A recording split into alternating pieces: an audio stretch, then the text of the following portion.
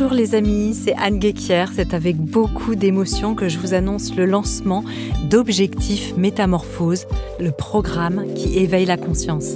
Objectif Métamorphose, c'est un bouquet de programmes de coaching audio dédiés au mieux-être pour vous qui souhaitez aller encore plus loin dans votre métamorphose. Qu'il s'agisse de santé naturelle, de relations ou de psychologie, chaque programme de coaching est mené par un expert choisi avec soin et a été conçu pour être court et transformateur. En 7 modules audio d'une dizaine de minutes chacun, les experts vous guident de manière simple et concrète au travers d'exercices puissants et de conseils éprouvés. Christian Junot, Saverio Tomasella, Ludovic Leroux, Anthony Berthoud, Claude Parisot et Céline Tadiotto vous attendent d'ores et déjà sur Objectif Métamorphose. Vous pouvez avoir accès à tous ces programmes de coaching en illimité via un abonnement payant que nous avons voulu très abordable. Si vous nous écoutez sur Apple Podcast, abonnez-vous directement à partir de notre chaîne Métamorphose. Vous pouvez même essayer gratuitement pendant 3 jours tous les programmes.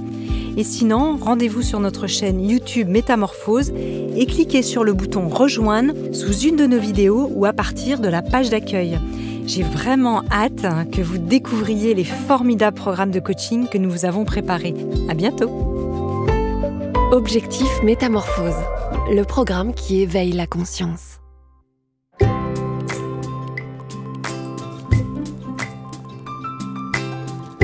Bonjour et bienvenue dans la nouvelle série du podcast Métamorphose, Parents conscients. Je suis Marion Duchesne, journaliste indépendante et maman en quête de sens sur les liens parents-enfants. Dans cette série inédite pour Métamorphose, nous allons parler nutrition, allaitement, fausse couche, grossesse et de plein d'autres sujets passionnants. Chaque semaine, pendant 8 semaines, j'accueillerai des personnalités inspirantes et expertes dans le domaine de la maternité afin de vous accompagner dans cette aventure enrichissante qui est celle d'être parent. Alors en route vers une parentalité consciente, sereine et bienveillante. Métamorphose, le podcast qui éveille la conscience. Et si vous communiquiez avec votre bébé dès les premiers jours de sa conception, si vous faisiez de chacun de vos gestes, de chacune de vos caresses, des paroles, c'est possible grâce à une science unique qui permet de préparer la naissance, d'accompagner la grossesse et les premiers mois de bébé et qui guide vers la parentalité.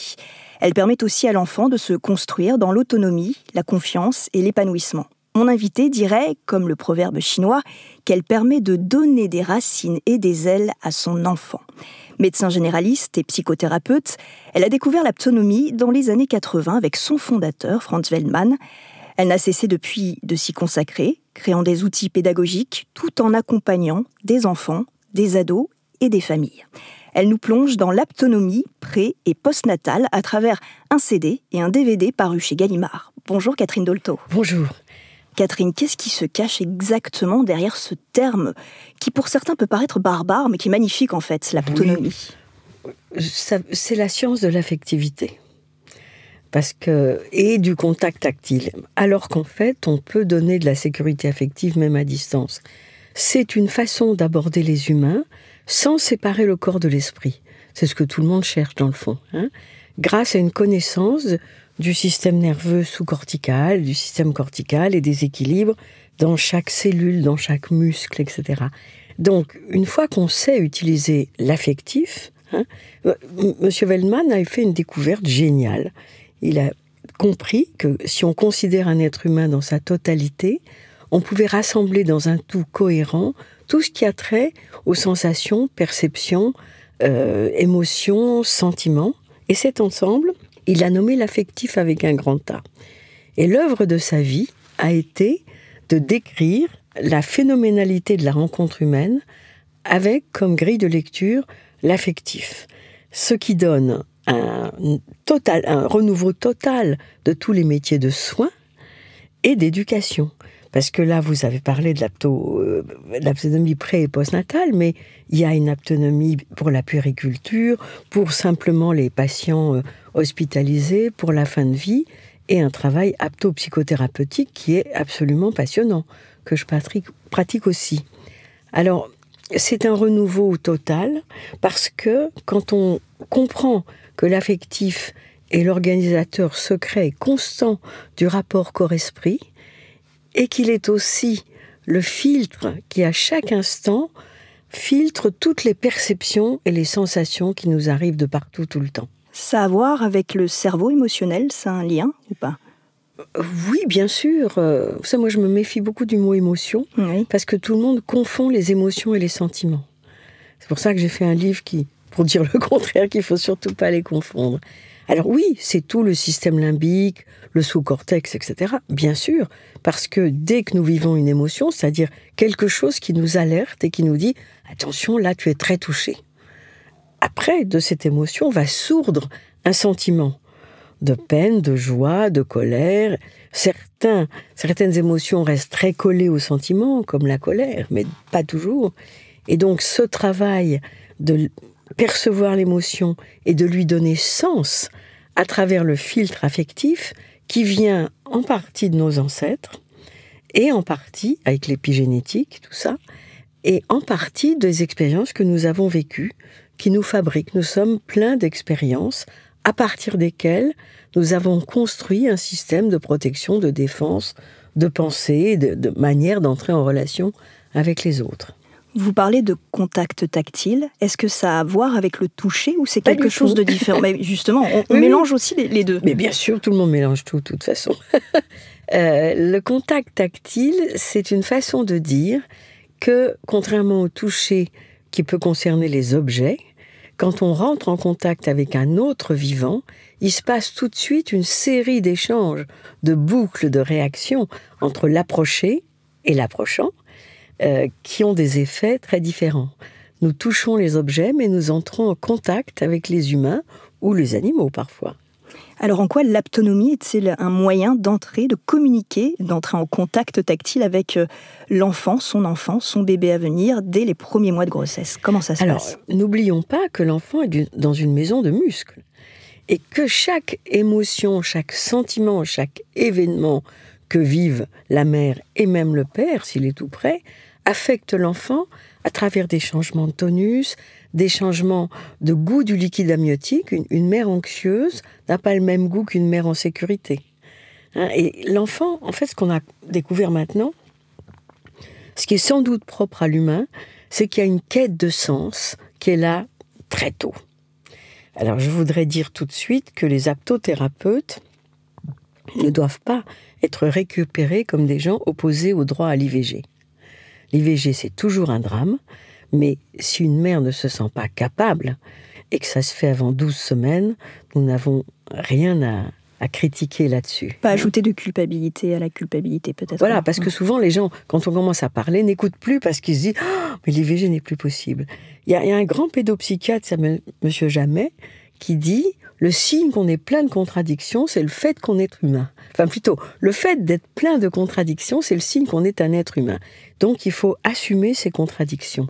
Donc, de l'intérieur, la mère, grâce aux voies sous-corticales, peut bercer l'enfant.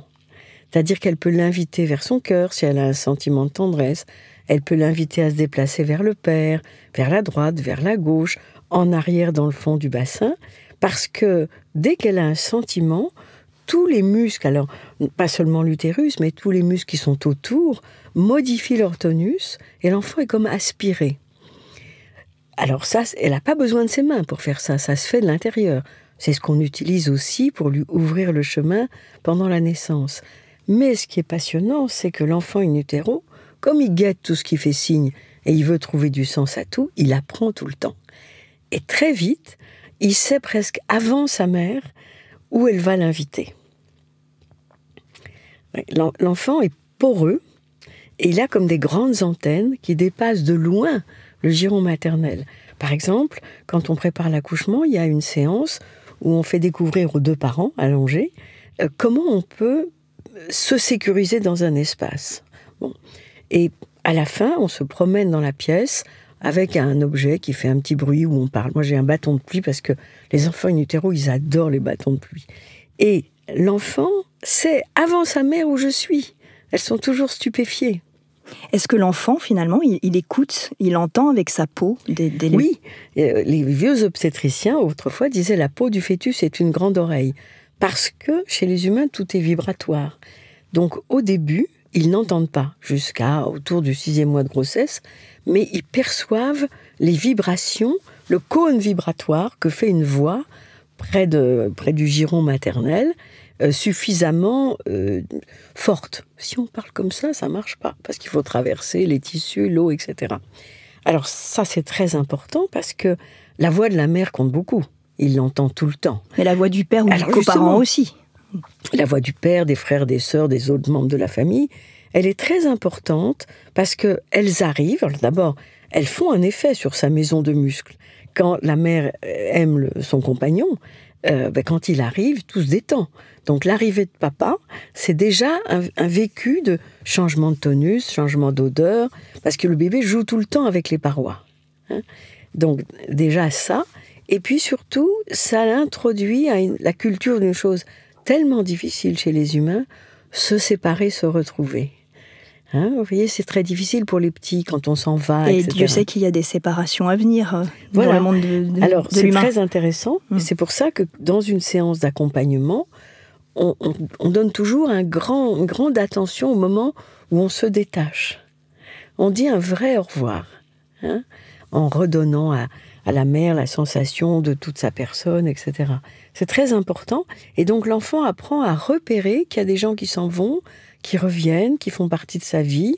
Et par exemple, un enfant, quand son père lui parle, souvent, et même s'il ne lui parle pas à lui, il reconnaît sa voix. Et quand la mère est assise longtemps ou couchée à côté du père, il se met du côté du père. Mais les parents ne sont pas habitués à y faire attention. Et quand je vois des enfants pour la première fois vers le 4e, 5e mois, c'est toujours très charmant parce que je dis au père, vous allez voir, il préfère votre voix à la mienne. Parce que quand le père parle assez fort avec ce cône vibratoire, l'enfant démarre immédiatement. Quand c'est ma voix, il met 2-3 secondes à démarrer. Vous voyez, c'est fascinant et ça nous oblige à repenser l'éducation. Catherine, je ne vous ai pas demandé si l'autonomie s'adressait à tous les parents. Non, ça s'exerce exclusivement à ceux qui en ont envie. Mais c'est pas tout à fait vrai parce que parfois les gens nous sont adressés soit par des psychiatres, soit par des obstétriciens parce qu'il y a un problème grave. Par exemple, une femme qui a perdu beaucoup d'enfants, évidemment, in utero, sa grossesse va être très très très anxieuse. Donc il nous invitent, ils leur proposent, et quelquefois on voit des gens qui n'auraient jamais fait d'autonomie. C'est pas leur monde, ils sont très rationnels, très dans l'effectivité, mais parce qu'il y a un enjeu très très grave, ils viennent et ils dépassent leurs limitations. Et ça se fait à deux? Toujours. Toujours. Toujours, parce que si on installait une relation trop forte... À 3 même, si on compte. À 3, oui. Alors parfois, maintenant, il y a des couples de femmes, où quelquefois, le père est parti, définitivement. Il faut qu'il soit définitivement parti, parfois mort en début de grossesse. À ce moment-là, on demande à la mère de trouver une personne tierce, qui en fait sera en position carte, puisque le père, il est dans l'enfant génétiquement. Mais cette personne tierce, elle est là pour représenter le fait que la figure de l'aventure humaine, c'est un triangle. Il y a le triade, père, comme la vous mère, dites. la mère, l'enfant et un troisième à qui elle donne de l'importance. Si on ne fait pas ça, et parfois c'est difficile de refuser, donc on a des jeunes collègues qui se laissent avoir, eh bien il y a toujours des difficultés mère-enfant après. Le troisième, c'est celui qui coupe le lien, on dit le cordon ombilical, presque, oui, ou c'est une image? Je sais pas ça, non, qui fait une dynamique. Qu'est-ce qui se passe quand on pose la main avec un contact spécifique que nous apprenons, que nous appelons psycho ou thymotactile, confirmant? On donne beaucoup d'importance à la notion de confirmation affective. C'est-à-dire que l'autre sente qu'il est bon qu'il soit là tel qu'il est. C'est pas seulement tu as le droit d'être là, ça c'est une affirmation, et une confirmation avec un contact qui fait qu'il y a immédiatement un sentiment de sécurité et de complétude et de confiance. C'est très extraordinaire le contact. C'est vraiment un langage.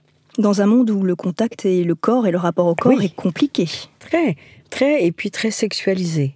Alors que, en fait, la base, c'est-à-dire le bassin et son contenu, sont le lieu le plus affectif, pour des raisons embryologiques. Toutes les impulsions de « je suis d'accord, je suis pas d'accord, j'ai envie de ci et ça » viennent du centre du bassin. Alors, en thérapie, c'est très compliqué parce que il faut sortir les gens de cette idée que leur base, c'est avant tout le sexe ou les émonctoires. C'est un lieu très affectif. Et donc, c'est la même chose pendant une grossesse. C'est par la base que la mère va inviter l'enfant, l'accompagner. Alors, la mère n'a pas besoin de ses mains. Elle les met pour son plaisir. Le père ou la personne tierce a besoin de ses mains. Ça, c'est autre chose. Et il doit d'abord intégrer la mère avec ce fameux contact où elle se sent en sécurité, en confiance et entière. La complétude. Avant d'appeler l'enfant. Mais pour que ce soit vraiment de l'autonomie et pas de la gymnastique pour fœtus performant à parents modernes, il faut que quand le père ou le personne tiers appelle, la mère de l'intérieur invite l'enfant, dit « vas-y, il t'appelle ». En fait, ce dont il s'agit, c'est d'humaniser un petit spécimen de l'espèce humaine, voilà. Et c'est un apprentissage aussi pour les parents, c'est un cheminement aussi pour les parents. C'est pour ça qu'on les voit au moins 9 fois avant l'accouchement, 8 ou 9 fois. Il y a un apprentissage, c'est pour ça que les gens qui n'ont pas envie de ça, il ne faut surtout pas qu'ils le fassent. Alors on commence quand, puisque vous l'abordez ? Alors on commence le plus tôt possible, et on commence aussi quand il y a par exemple des retards de fertilité ou des PMA, on accompagne les PMA, parce que quand la mère sait avoir un giron accueillant, quand on implante l'embryon, elle peut tout de suite se sentir mère. Et alors les gens nous disent, oui, mais alors si elle ne tient pas cette grossesse, eh bien quand même, pendant quelques jours, elle aura vécu du maternel. Et c'est pas la même chose, il y a eu quelque chose dans mon ventre, je ne sais pas ce que c'est, ça a disparu. Non, j'ai été mère. Et ça, c'est une transformation pour une femme. C'est très très important. Donc en général, on commence le plus tôt possible dans la grossesse. Surtout, ne pas attendre que l'enfant bouge. Ce que vous dites, c'est que ça aide, ça accompagne aussi en cas de perte de l'enfant avant terme. Bien sûr, aussi. Alors, quand il y a une mort fœtale in utero ou une interruption médicale de grossesse, c'est très important de recevoir les parents après. Il y a une séance de suite de couches qui est très importante en autonomie pour tous les accouchements, même ceux qui ont été faciles. Mais quand il n'y a pas d'enfant ou quand il y a une césarienne, là, c'est un travail très important parce que il faut que la femme réinvestisse cette région comme un lieu de vie, de tendresse, un point de force où elle peut s'appuyer, au lieu de fuir cette zone où il y a eu de la mort. Il faut remettre de la vie, c'est extrêmement important. Mais toutes les femmes devraient avoir une séance de suite de couches, et encore plus quand il y a des césariennes. Pour moi, c'est bouleversant qu'on sache tout ce qu'on peut apporter et que ça ne se fasse pas. Parce que quand la mère va pas bien, l'enfant ne va pas bien. Quand on porte un enfant en ayant la base bloquée, l'enfant le sent et il n'est pas en sécurité. Donc c'est tout ce travail postnatal. Il y a l'accompagnement prénatal dans lequel il y a une partie à la fin où tout se met en place comme un puzzle pour la préparation à l'accouchement. Et puis après, il y a le travail postnatal avec la séance de suite de couches. Avec la séance de suite de couches qui se fait au plus tard dans le mois qui suit. Après, il y a une séance entre 3 mois et demi et 4 mois, parce que le cerveau de l'enfant change beaucoup à ce moment-là. Et si on porte un bébé de 4 mois comme on le portait à 3 mois, il s'ennuie. Et suivant la nature de l'enfant, s'il a une nature assez motrice, il risque de se retirer en lui-même sur un mode un peu déçu, parce qu'il voit plus loin, il veut aller plus loin. Et alors, s'il voit quelque chose, il faut qu'il attende l'autobus grande personne pour y aller. Donc, on va lui donner l'art du portage autonomique, c'est de se débrouiller pour que l'enfant ait tout le temps l'important que c'est son acte. Même tout petit, même les prématurés. C'est toi qui te lèves, c'est toi qui te couches, c'est toi qui te tournes. Et ça donne une confiance en soi énorme. Énorme, c'est très très important. Alors, quand on fait ça, donc non seulement on humanise l'enfant, parce qu'on lui dit « tu es un être de dialogue et d'échange », et on voit que les bébés mémorisent.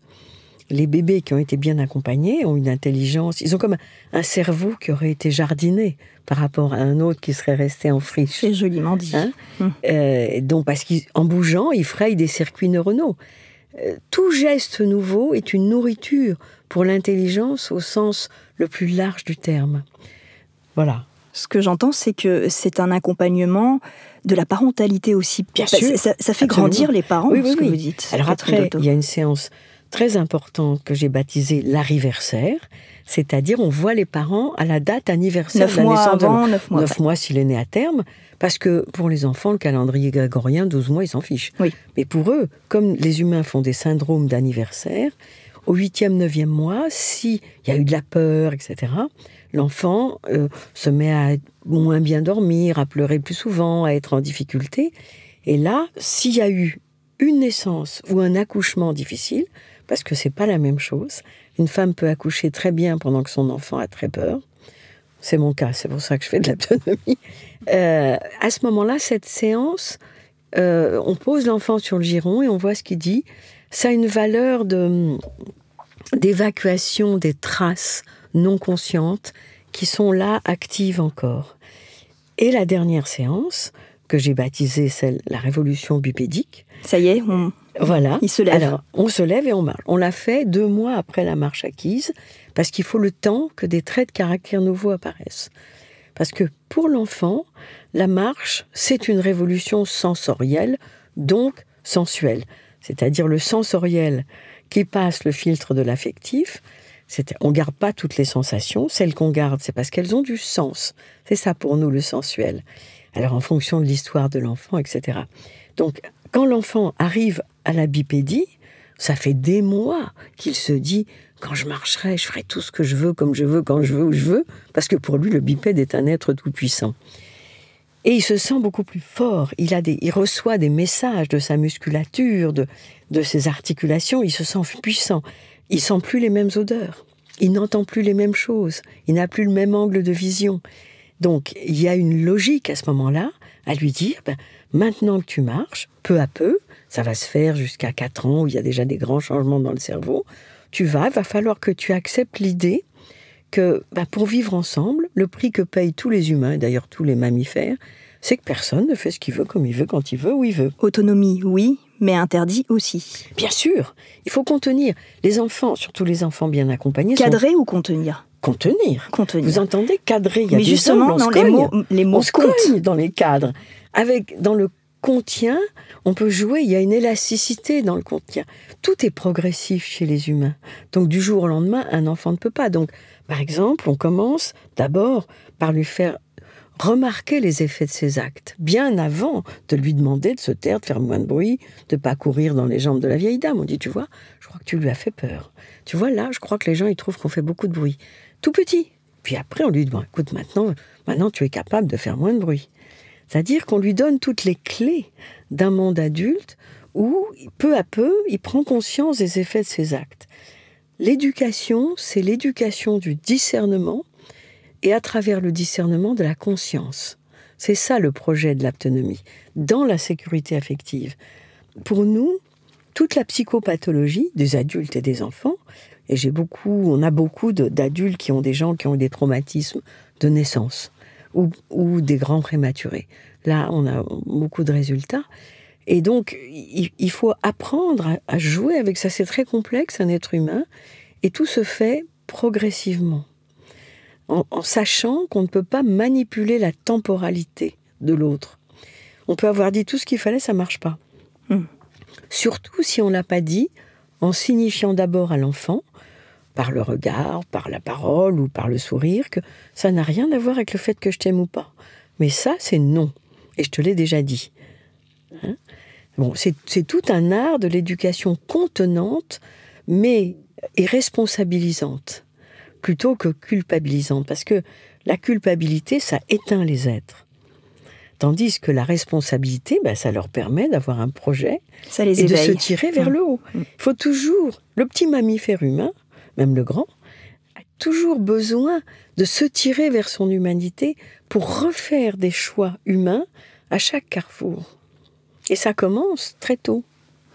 Je vais vous demander un exercice peut-être assez difficile, pas simple, parce qu'avec les mots, c'est pas évident, puisqu'on va parler de contact tactile. Imaginons cette triade, ce papa, ce coparent, cette maman et cet enfant qui est dans le giron de sa mère. Et cette première séance de découverte, comment ça se passe ? Alors, la première séance, quand on fait ça avant 12 semaines, c'est pas directement le contact avec l'enfant. On fait découvrir à la mère les phénomènes qui font que, à agression égale, à pincement égal, elle reste totalement détendue et comment elle peut aller chez son enfant de l'intérieur. Ça, c'est très très important quand on peut le faire et ça sera très important au moment de l'accouchement. Mais bon, sinon, toutes les séances sont différentes parce qu'il y a une pédagogie, mais grosso modo, d'abord, on installe bien la mère. On s'occupe de son bassin. Est-ce qu'il y a des problèmes dans son bassin, dans ses sacros? On l'installe. On fait des gestes où, à la fois, on recentre le bassin et l'enfant. On la décambre, on l'installe, on fait des modelages des jambes pour qu'elle soit bien. Et puis, le père s'installe pour être à la fois autour de la mère et de l'enfant. Et il y a un moment très précieux que j'adore, où je dis, bon, maintenant, chacun de notre place, on va à la rencontre de l'enfant. Nous, les pauvres gens de l'extérieur, avec une invitation qui en fait vient de notre base, traverse nos bras et traverse notre paume. C'est comme une toute petite impulsion. Et la mère de l'intérieur. Et quand ça se passe, l'enfant réagit toujours. Il a une petite ondulation de la colonne vertébrale et ensuite il se balance de droite à gauche. Probablement parce que quand il y a une très grande détente dans le bassin, due au rapport affectif, il y a des petites enveloppes qui entourent le sacrum et les os du bassin qui se mettent en mouvement. Donc l'enfant nous salue. Et pour moi, tant qu'il n'y a pas eu ce moment, la séance ne commence pas. Parce que ça veut dire que la mère n'est pas vraiment avec l'enfant. Alors quelquefois, elle a du mal. On lui dit, est-ce qu'aujourd'hui, il y a quelque chose qui s'est mis entre votre enfant et vous ? On aide. Et puis après, il y a les jeux, comment le père appelle, comment la mère appelle, comment ils appellent ensemble, et comment on accueille les balancements de l'enfant. Parce que tous les enfants se balancent spontanément de droite à gauche, mais on peut leur faire découvrir qu'ils peuvent rouler sur leur axe, par exemple. Et ils adorent ça. On fait comment alors ? Alors on pose les mains autour de lui, très légères. Les mains sont d'une légèreté, vous n'imaginez pas. C'est pour ça qu'on ne montre jamais d'image à la télé, le moins possible, parce que les gens pensent qu'il faut appuyer, et là, on fiche tout. Alors on met les mains comme ça, donc il a 3 grands bonds géants autour de son dos, et on l'invite à rouler. Et à un moment très précis, on voit dans les yeux de la mère, et nous on sent que c'est l'enfant qui a pris le mouvement à sa charge. Et ça se voit tout de suite dans les yeux de la mère. Elle dit « Ah oui, ça y est ». Au moment où moi je dis « Ça y est ». Et après, et pour moi quand on a ça, c'est gagné, l'enfant devient proposant. C'est-à-dire quand la mère est suffisamment là, il lui propose, il se balance un peu, il roule comme ci, comme ça, comme s'il disait « Est-ce qu'on pourrait jouer à ça ?» Donc s'il y a déjà de l'éducation, si elle est occupée, elle dit « Non, c'est pas le moment ». Vous voyez, on contient déjà. Et quand un enfant s'organise pour bouger tout son être, toute sa colonne, évidemment que ça modifie le développement de son cerveau. Évidemment. Et de toute sa psychomotricité. C'est pour ça que les bébés bien accompagnés ont un autre tonus. Quand ils sont nés, vous le dites, ils se tiennent déjà, oui. Sans qu'on ait besoin de tenir la tête, la nuque. Oui, surtout pas. Oui. Mais pour ça, il faut avoir une main dans la base et que cette main intègre l'enfant, se prolonge jusque dans sa tête. Et magnifique par la main photo, de la base, on visualise cette magnifique photo. Oui, ça s'apprend. C'est un apprentissage. Tout le monde ne peut pas faire ça, parce que si on a les mains crispées et la base coincée, l'enfant, il a très peur, évidemment.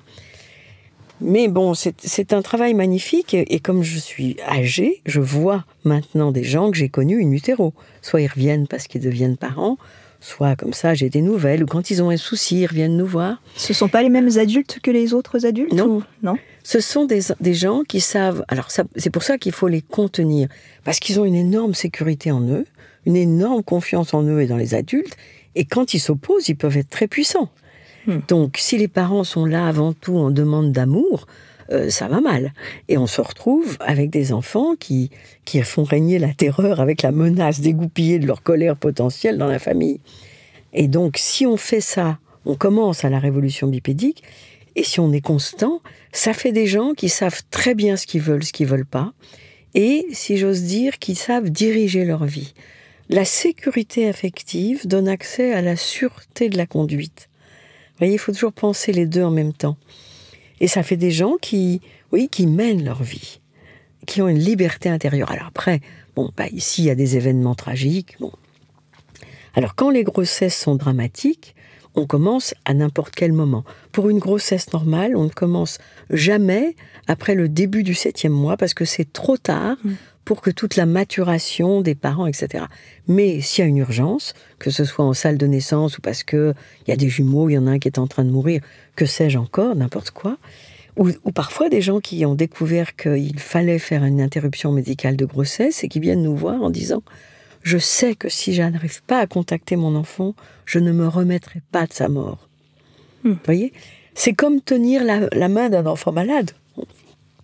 C'est la même chose. Alors ça, on ne peut pas le proposer aux gens qui ne le veulent pas.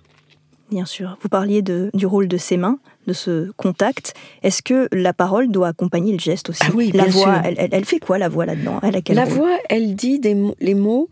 Vous savez, on parle du sermo et du linguo en latin. Le sermo, alors le mot sermon vient de là, c'est la parole chargée de sens. D'autres pourraient appeler ça parler vrai. Quand on est dans un vrai contact affectif, on blablate pas. Le lingo, c'est pour dire passe-moi le sel, etc. Donc, c'est très important pour les bébés, in utero et surtout après, qu'on soit en cohérence entre ce qu'on dit et ce qu'on fait. Parce que le cerveau des bébés cherche tout le temps quelle est la règle du jeu. Tout le temps. Parce que comme il est totalement dépendant, il cherche à comprendre. Et donc, si il vit de l'insécurité avec quelqu'un qui lui parle tout doucement, ou le contraire, il va s'adapter à ça. Il va dire, alors le vrai, c'est quand c'est du faux. Par exemple. Donc, c'est très important, effectivement, d'être en cohérence entre ce qu'on dit et ce qu'on fait. De toute façon, d'une façon générale dans la vie, si on partage le travail ou la vie avec des gens qui disent comme ils font et qui font comme ils disent, tout est plus facile. Parce que la grande question des humains, c'est la confiance. Donc derrière la question de la confiance, il y a la question du vrai et du faux, qui est une question de vie ou de mort. Et quand ces enfants grandissent dans un monde où on ne fait pas ce qu'on dit, qu'est-ce qui se passe ? Eux, ils sont plus... Dans un monde qui quoi ? Dans un monde qui ne fait pas ce qu'il dit, justement, Alors, qui n'est pas en harmonie. Les harmonie. enfants sont très troublés. Sont très troublés, ça les gêne beaucoup pour grandir, parce que ils s'interdisent parfois. Alors, soit ils vont le vivre en révolte, en étant des petits injustes qui vont confronter les parents. Vous savez, c'est pas rare qu'un enfant vous dise, tu sais, ma mère, elle ment tout le temps. On dit, ah bon, comment tu le sais ? Elle me dit quelque chose, et puis quand papa arrive, elle lui dit le contraire. Bon, ils voient tout ça. Et donc, oui, c'est difficile, parce que les humains ont besoin de faire confiance, et une trahison de confiance, c'est une des plus grandes douleurs qui soit, parce que nous dépendons des uns des autres. Nous sommes des mammifères faits pour les relations et par les relations. Donc, dans relation, implicitement, il y a la confiance, il y a le vrai et le faux. Donc, vouloir élever un humain pour en faire un humain qui revendique ses valeurs d'humanité, ça implique une éthique. C'est pas toujours facile, Non. Mais il faudrait y tendre tout le temps. C'est un combat presque. Le mot est peut-être un peu dur, mais... Ah, peut-être. Pour certains, un combat contre soi-même, parfois, oui. Mais oui, vous savez, le problème des humains, c'est qu'ils ont un cerveau tellement complexe, qui se modifie tout le temps. La plasticité neuronale et l'épigénétique, etc. Et qui sont en même temps incarnés dans une forme humaine.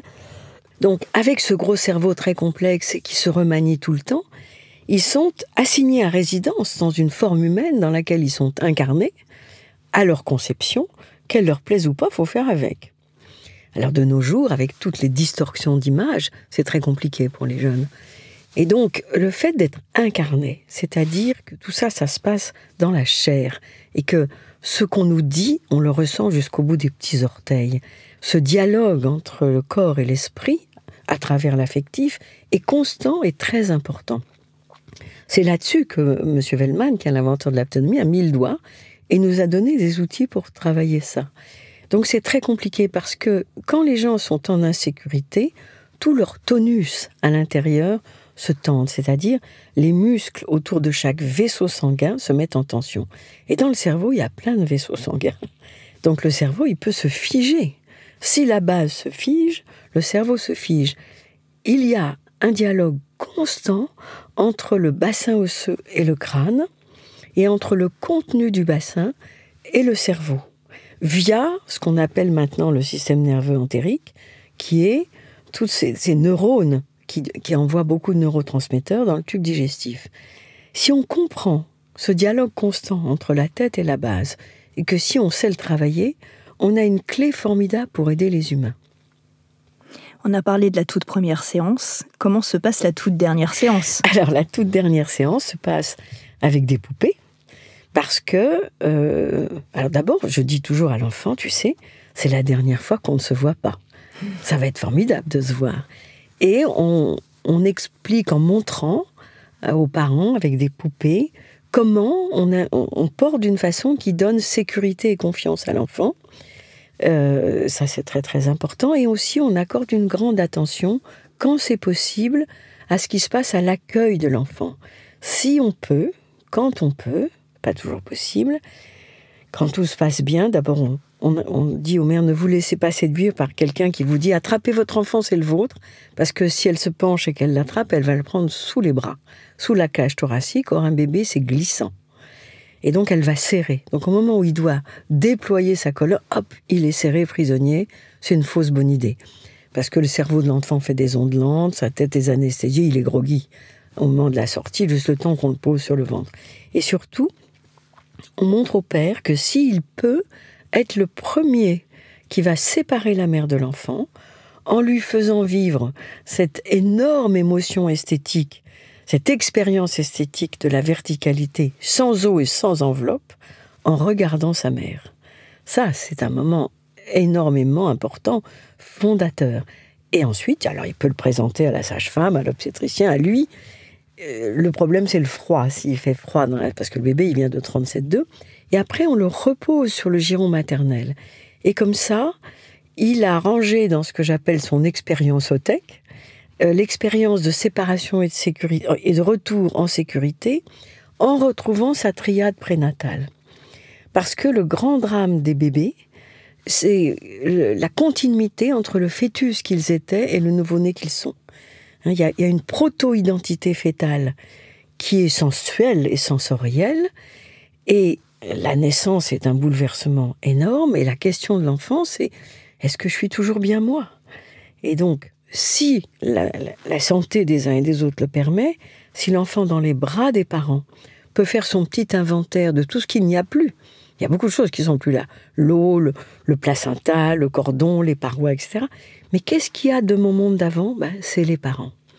Et s'il arrive, dans l'heure qui suit à cette conclusion, c'est toujours bien eux, donc je suis toujours bien moi, il prépare le fait qu'il pourra dire « je » un jour. Vous voyez, c'est pour ça que c'est tellement important et tellement dommage de séparer un bébé s'il n'y a pas une vraie raison médicale. Alors, quand il a vécu séparation donnée par le père, triade, verticalité, et qu'on l'a remis, ensuite, quand la sage-femme ou la puéricultrice va l'emmener pour faire des soins qui ne sont pas du tout rassurants, et qu'on ne fait pas avec la mère, il sera en sécurité. Apaisé. Oui, il sera sécurisé parce qu'il sait qu'il va la retrouver. Vous voyez, il y a plein de petits détails comme ça.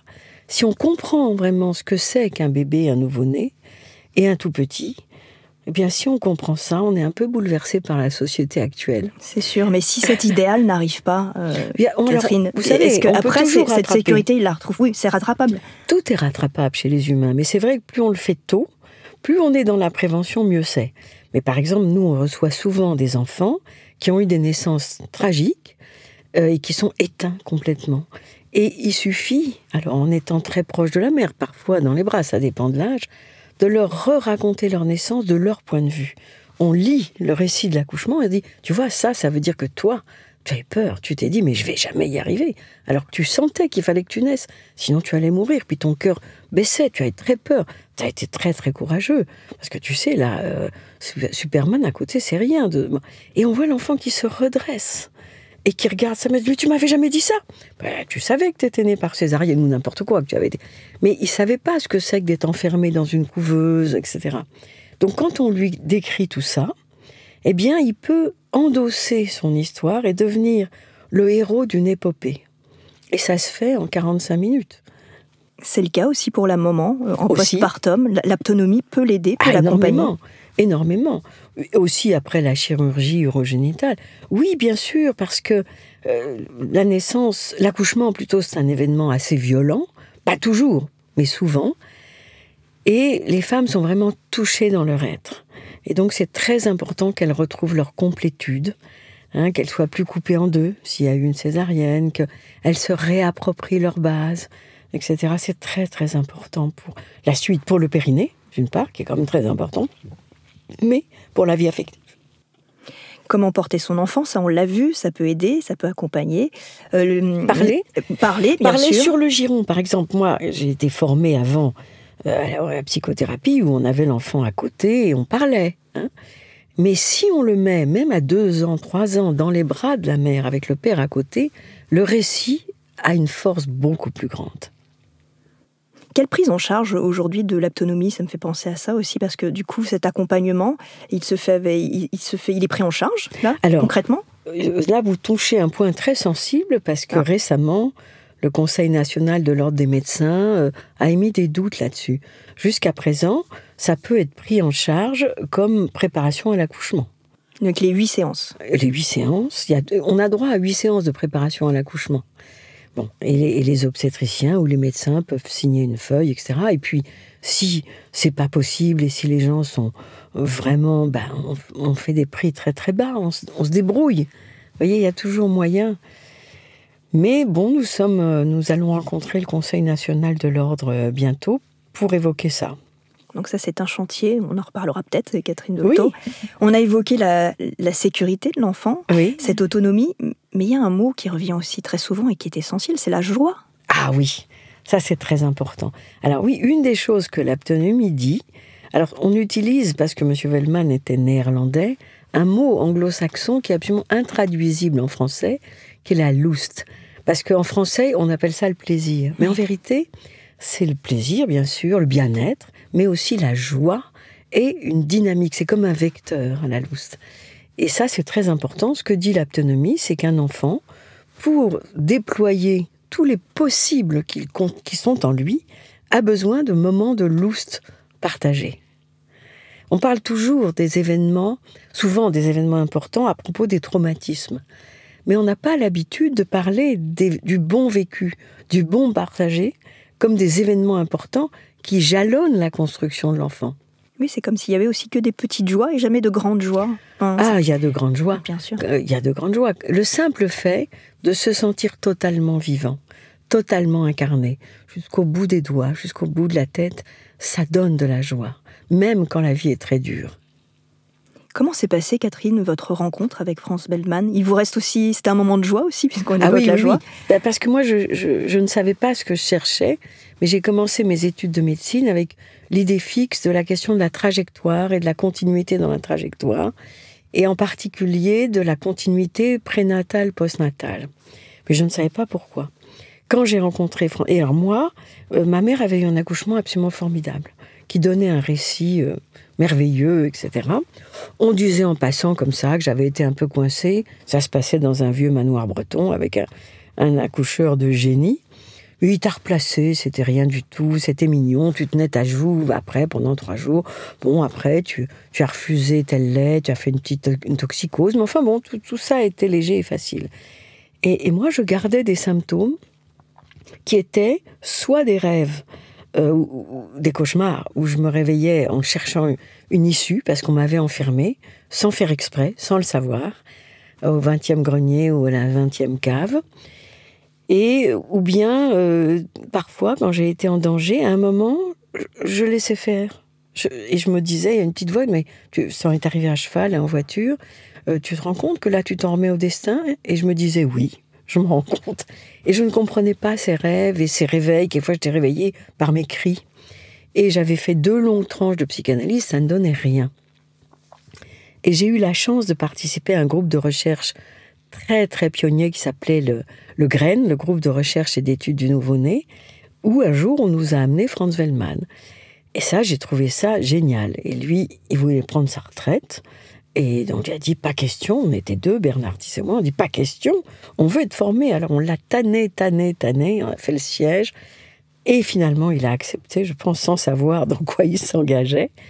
Et il a dit, oui, mais vous devez faire un travail d'aptopsie avec moi, intense, avant de commencer votre formation. Et là, à la 3e séance, je suis tombée sur ma naissance. Et j'ai compris que pendant que ma mère accouchait joyeusement, il y avait un papillon bleu sur sa main, il rigolait, il racontait des blagues. Moi, j'avais une naissance très, très angoissante parce que j'ai cru mourir. Et que c'est ça l'histoire de la toxicose, c'est ça l'anorexie, etc. Et donc, heureusement, j'ai compris ça avant la mort de ma mère et on a réécrit mon histoire à la lumière de ça. Et du jour au lendemain, tous ces rêves ont disparu. Il existe des séances d'aptonomie qui font revivre peut-être notre naissance ? Ça existe ? Oui, alors on ne cherche pas forcément des revécus de naissance, mais vous savez, quand on est en contact tactile, on est dans toute l'épaisseur de l'être, c'est-à-dire à la fois dans l'espace de la chair, qui est plein de mémoire, de traces mnésiques non conscientes, de chagrins tissulaires, et dans l'histoire du sujet. Et donc, il y a des moments de sécurité, de bien-être, où on peut revivre des choses qui ont été traumatiques, et pouf, ça se défait comme une plotte, et on se dit finalement, c'est pas si grave, je peux le vivre. Une toute dernière question, Catherine Dolto. Est-ce que vous diriez aujourd'hui encore que les bébés sont des diamants que l'on traite comme du charbon ? Oui, c'est ce que je disais quand j'ai été 9 ans au Haut Conseil de la population et de la famille, et j'essayais de les faire bouger. Je trouve que notre société traite très mal les petits, et que c'est un massacre des intelligences. Et ça, c'est triste, c'est profondément triste. Elle ne traite pas bien les vieux non plus, hein, mais...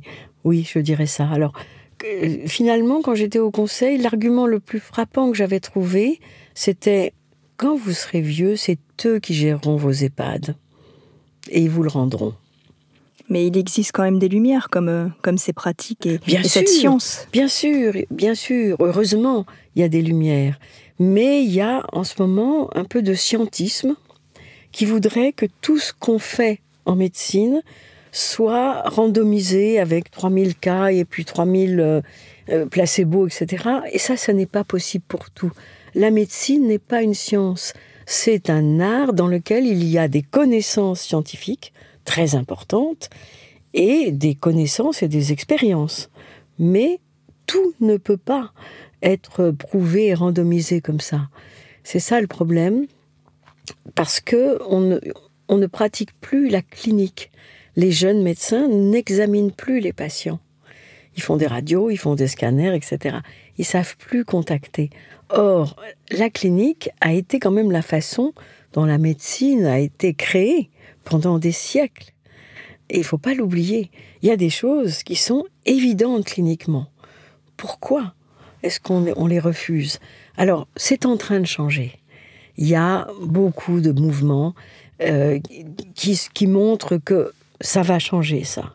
Mais pour l'instant, on est un peu raidi sur un certain scientisme. On va quand même finir sur une note positive, parce qu'on en a envie. Exactement. Et, pour reprendre vos mots, d'ailleurs, Catherine Dolto, l'aptonomie aide l'être humain à assumer à la fois, et vous le disiez, l'horreur d'être un humain et la merveille d'être un humain. Oui. À apprendre à se débrouiller avec sa peur aussi. Oui. Dans chaque bébé, il y a le pire et le meilleur potentiellement. Donc c'est la manière dont on accueille. Le jeu de la vie, c'est de mourir avec moins de grumeaux de pire que ce qu'on avait en naissance. Et la façon dont les grandes personnes accueillent les enfants les aide à faire ce tri. C'est ça. À leur montre le chemin, c'est ce que vous disiez, à prendre leur place et à vivre leur expérience, leur propre expérience. Oui. Ça, c'est important. Et ils sont les parents responsables de la construction que leur enfant fera de lui-même, vous le dites aussi. Pas entièrement, parce qu'il faut faire attention en disant ça, parce que les parents ne sont pas tout puissants. Il y a aussi tous les gens que les enfants rencontrent, à la crèche, à l'école, quand on sait ce qui se passe dans les crèches maintenant. Toutes les interactions. Chaque fois que vous croisez un enfant et que vous avez une petite interaction avec lui, vous posez une petite brique dans la relation de confiance en lui et dans l'autre. C'est très, très, très important. On est tous responsables de tous les enfants. Vous savez, il y a un proverbe wolof qui dit « L'homme est le remède de l'homme, tout homme est le gardien de son frère ». Alors, chers parents qui nous écoutez, c'est le moment ou jamais de vous plonger, si vous avez envie d'en savoir plus sur cette aptonomie pré- et post-natale, et bien plus large que ça, d'ailleurs, vous l'avez dit, Catherine Dolto. Il y a ce DVD, ce CD qui sont à retrouver aux éditions Gallimard, mais pas que, il y a aussi chez Gallimard non, toujours. C'est plus chez Gallimard, c'est chez Frémaux. Frémaux, maintenant, écoutez. Chez Frémaux. Il y a une conférence sur l'aptonomie qui, elle, est sur Internet, et puis il y a un disque, un CD où je raconte tout ça chez Frémaux. Alors on indiquera tout ça correctement. Voilà. Et puis il y a mes livres. où je m'adresse à la fois aux enfants et aux parents. Cette collection, mine de rien, qui est fabuleuse. Chez Gallimard, oui. Voilà, où vous 87 titres, je crois. Nombre de questions, et notamment des questions plus que jamais d'actualité. Harceler, harceleur, ça en fait partie. Interdit dans la famille, et à ça, c'est mon corps. l'inceste. Ça, c'est exactement. Et respecte mon corps, ça, c'est la pédophilie. Et il y a aussi dans la même série, parce que je tourne toujours avec 3-4 livres autour d'un thème, c'est « Ça fait mal la violence », qui parle aussi de la violence verbale. Et enfin, pour en savoir aussi davantage, rendez-vous sur le site internet du Centre international de recherche et de développement de l'aptonomie Franz Wellmann, dont vous êtes maintenant la présidente. Pour l'instant, oui. Voilà, c'est Il suffit de taper la maison de l'aptonomie. Oui, exactement. Aptonomie.org, on le donnera aussi. Voilà aussi. Pas. Un immense merci à vous, Catherine Dolto, pour ce partage et cet amour de l'aptonomie. Merci. Merci infiniment d'avoir écouté cet épisode. S'il vous a plu, n'hésitez pas à aller vous abonner directement au podcast sur votre plateforme d'écoute préférée. Il vous suffit de taper Métamorphose dans la barre de recherche pour le retrouver. Rendez-vous la semaine prochaine, même jour, même heure. Et en attendant, c'est Anne Guéquière et ses invités qui vont vous nourrir avec de nouveaux épisodes de Métamorphose.